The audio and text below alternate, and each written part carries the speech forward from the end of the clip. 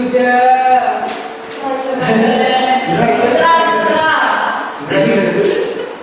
Ya. Kenapa nggak masuk? Ketiduran main game izin malamnya. Oh. Ya. Kompetisi. Ya. Oke. Soalnya kemarin kita nyanyi baju baru. Jadi nggak bisa Pancasila ya? Ya. 1, 2, 3.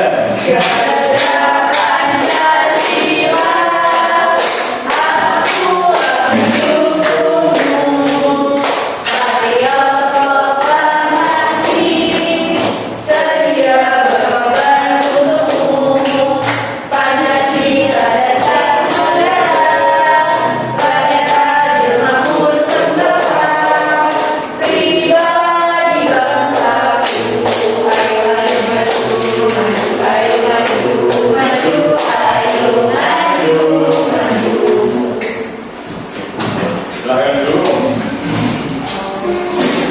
Selanjutnya, anak-anak pernahkah kalian menyimak sebuah cerita? Nah, cerita apa yang kalian bilang? Si kancil. Oke, si kancil, si harimau, Buaya. Si buaya. Kami kembang. Gagaknya dia. Tentara duyung. Apa begini dong? Ada Pak. Ada. Saya punya Pak dulu.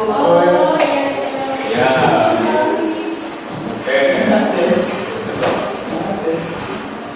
Jadi tujuan pembelajarannya untuk memahami teks narasi dan manfaatnya untuk mengembangkan imajinasi.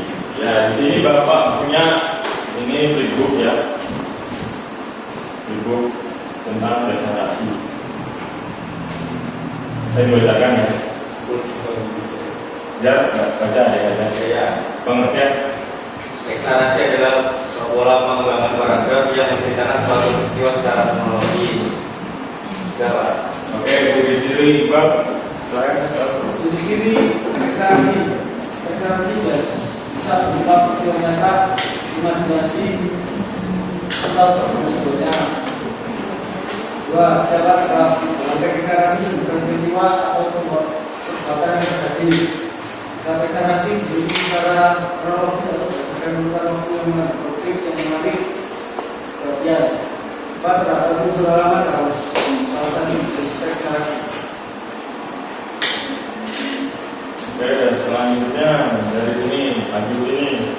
Struktur teks narasi yang pertama, orientasi. Orientasi adalah proses penyesuaian individu terhadap situasi atau lingkungan baru, baik dalam konteks pendidikan maupun pekerjaan.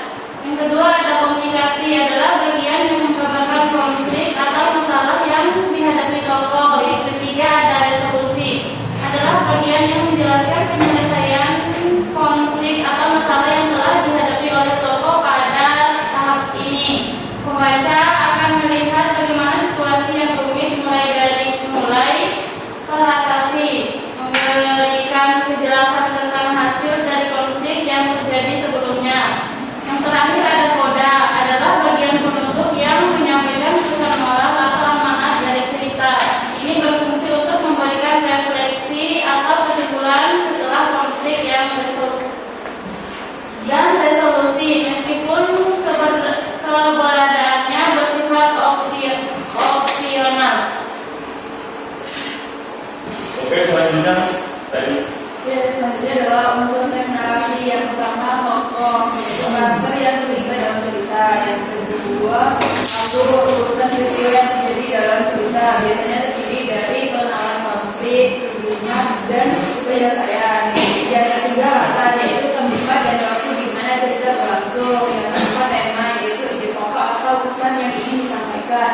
Yang kelima, sudut pandang, yaitu perspektif dari mana cerita diceritakan, bisa dari orang pertama, kedua, atau ketiga.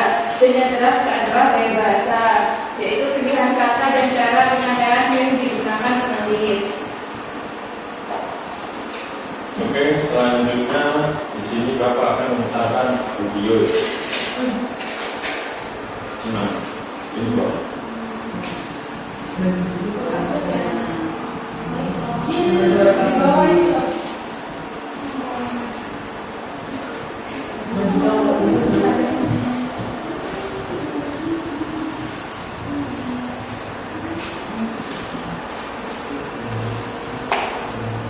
Ini Bapak akan memberikan kalian SKPD 1 dan 2 ya.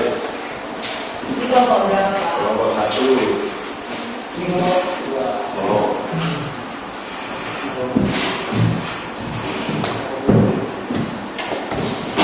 Silahkan di rumah ya. Pada suatu hari, seekor kancil tengah berjalan-jalan di dalam sebuah hutan. Ia terlihat menyusuri hutan seorang diri untuk mencari makanan karena persediaan makanan di dekat tempat tinggalnya sudah mulai berkurang. Saat tengah asyik menyusuri hutan, ia melihat pohon timun yang sedang berbuah lebat. Sayangnya, pohon itu berada di seberang sungai. Sungai itu pun dipenuhi oleh buaya-buaya besar. Tetapi kancil tidak kehilangan akal. Ia mempunyai ide untuk menghadapi kawanan buaya yang terlihat besar dan garang. "Halo buaya, apa kabar kalian?" tanya kancil pada sekawanan buaya. Tiba-tiba, buaya yang berukuran lebih besar dari kawanannya muncul ke permukaan. "Siapa yang berisik mengganggu tidur siangku?" Buaya tersebut tampak murka. Buaya yang lain pun ikut menyambuti dengan ketus sapaan si kancil. "Mau apa kau kancil? Mau menjadi santapan kami?" Mendengar ancaman tersebut, kancil tidak gentar sama sekali. Kancil malah menjawab, "Tenang dulu buaya, aku kesini membawa pesan dari sang raja hutan. Jadi jangan dulu engkau memakanku." Dengan tatapan ingin tahu, buaya-buaya itu penasaran dengan pesan yang dibawa oleh kancil. Oke, selanjutnya silakan dikerjakan. Sudah kan?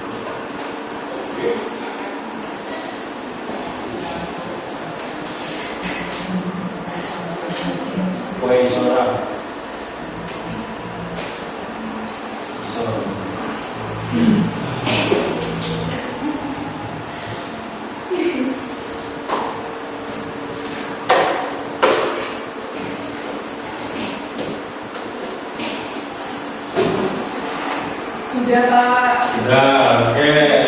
Kelompok 1 silakan maju.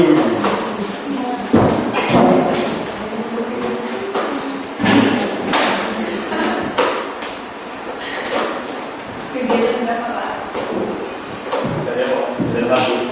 Kami dari kelompok 1 akan mempresentasikan hasil diskusi kami, yaitu kegiatan pertama, pesan apa yang terkandung dalam teks narasi yang telah kalian simak, yaitu jangan mudah percaya dengan orang lain dan pentingnya berpikir sebelum bertindak.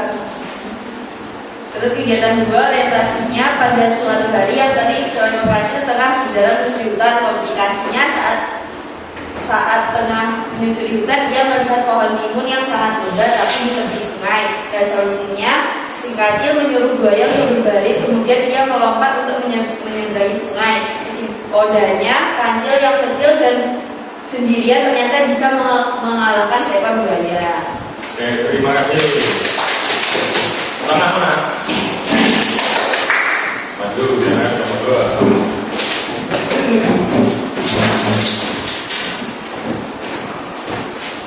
Kami dari kelompok 2 yang mempresentasikan terkait AKBD dengan kegiatan 2. Jangan mudah percaya pada orang lain. Dengan 2, orientasi pada suatu hari saya pernah oleh hutan. Komunikasi saat tengah menyusuri hutan, ia melihat pohon lebat, misalnya pohon itu seberang sungai. Solusi setelah kawan baris kancil atas lompat sambil duduk. Kota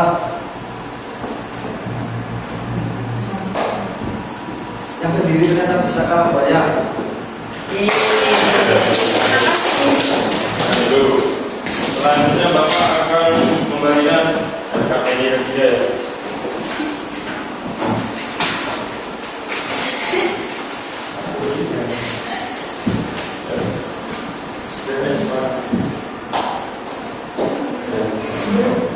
Sudah. Baca. Silakan. Yang baca siapa baca? Saya. Jadi saya akan menceritakan kegiatan sehari-hari saya. Aku merupakan siswa kelas 3 SD Tulungrejo 3. Setiap hari aku bangun pagi untuk berangkat ke sekolah. Sebelum sekolah, aku mandi dan membantu ibuku. Kemudian aku sarapan. Setelah sarapan, aku berangkat ke sekolah dan belajar bersama. Sudah, Pak? Sudah? Belum. Baru sudah.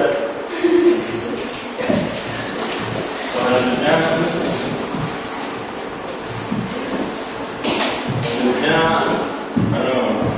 ada yang bisa menyimpulkan pelajaran ini apa?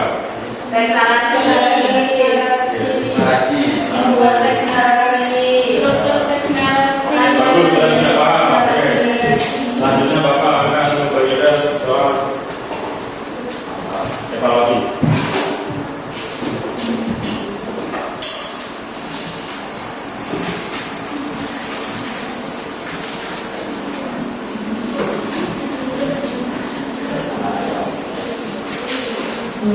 Oke, sudah selesai.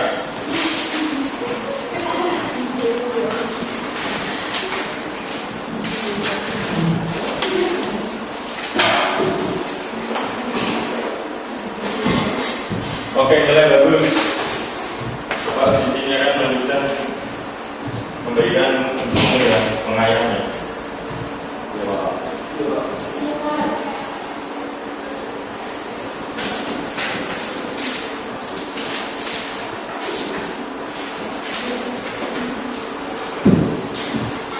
Sudah, Pak?